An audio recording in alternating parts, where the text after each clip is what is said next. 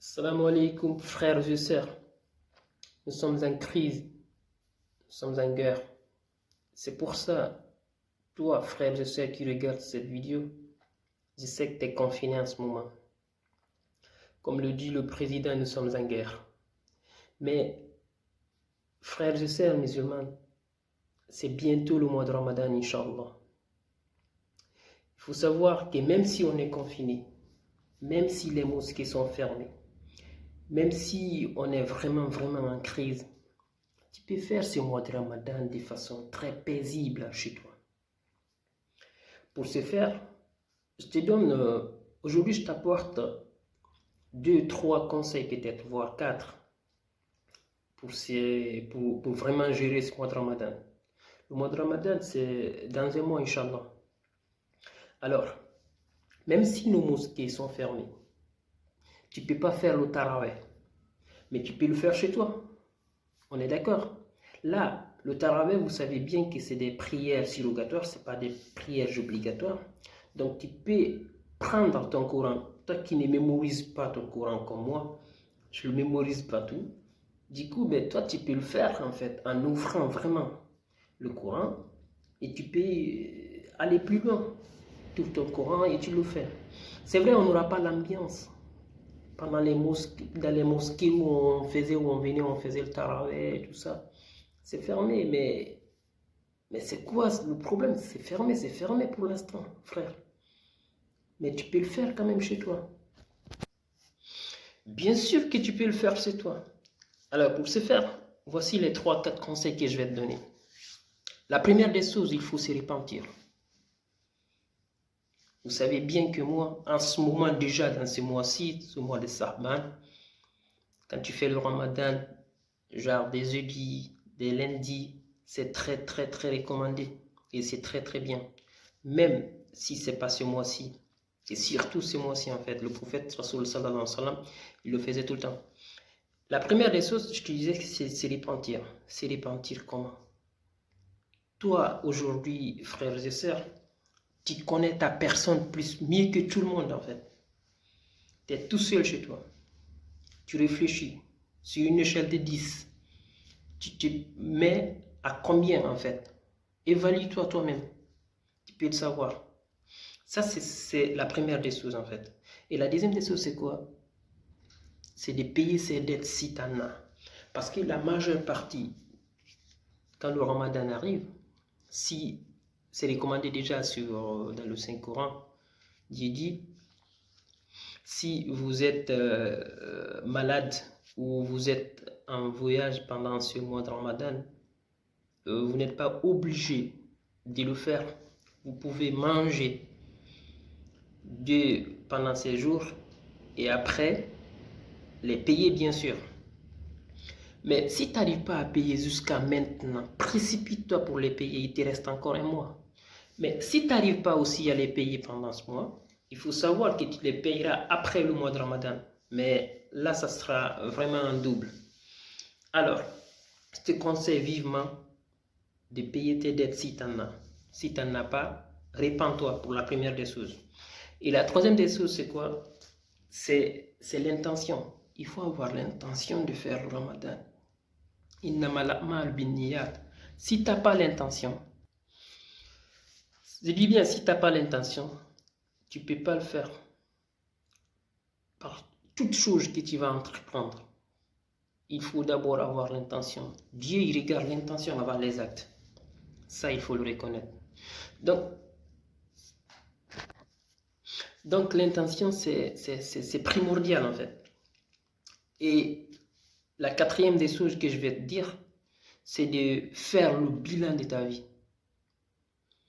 Parce que reste pas sans savoir que tu ne peux pas changer si tu ne sais pas ce qui ne va pas.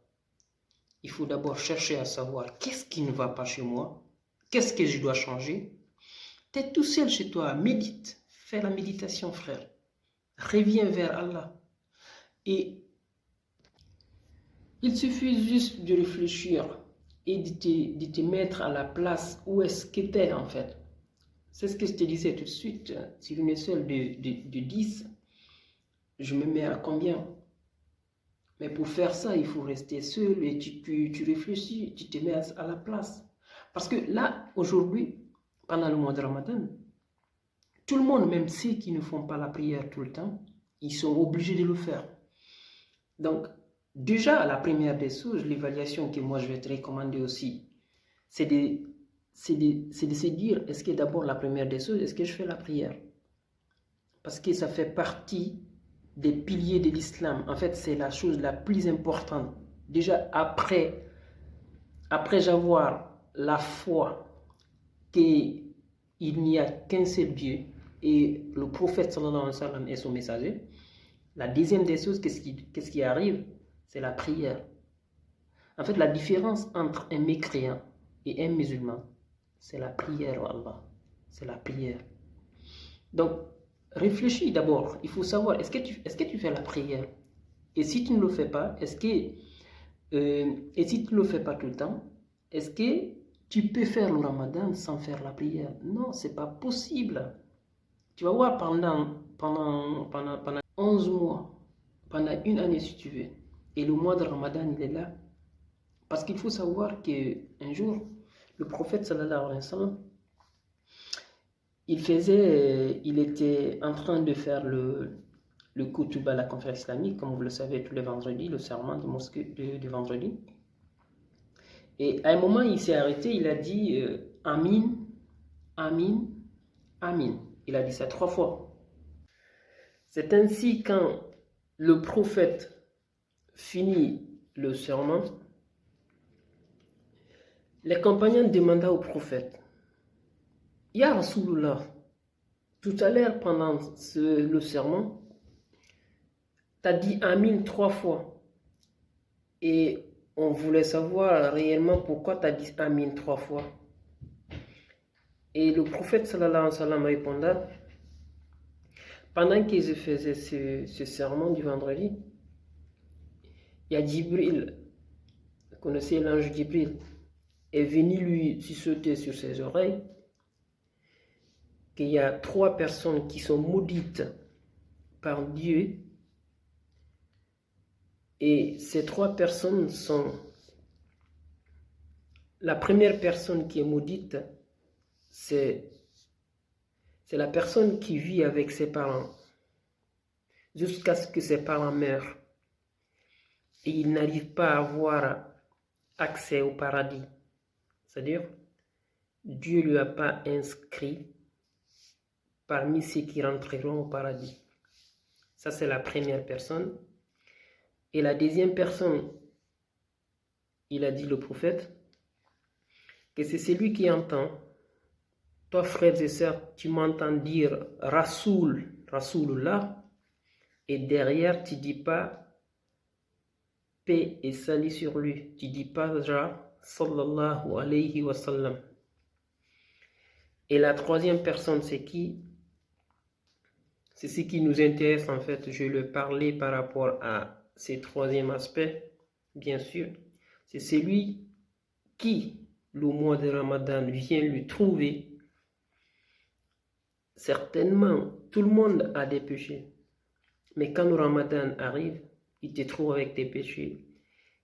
Et jusqu'à ce que le Ramadan finisse, il te reste encore des péchés. Ça veut dire que cette personne, elle est maudite aussi.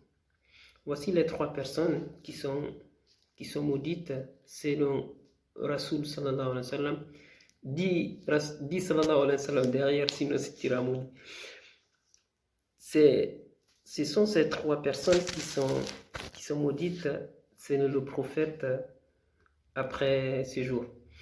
En fait, je vais revenir là-dessus encore pour vous dire que nous sommes vraiment en crise.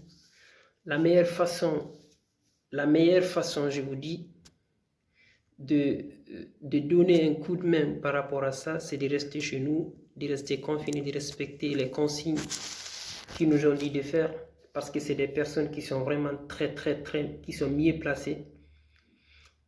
Qu'Allah nous facilite de vivre ce Ramadan qui va arriver, Inch'Allah, et qu'Allah nous facilite aussi ces confinements et qu'il mette fin à cette pandémie.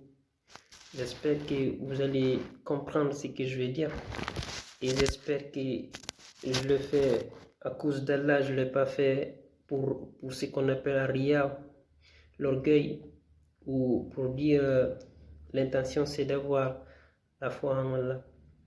Assalamu alaikum wa rahmatullah.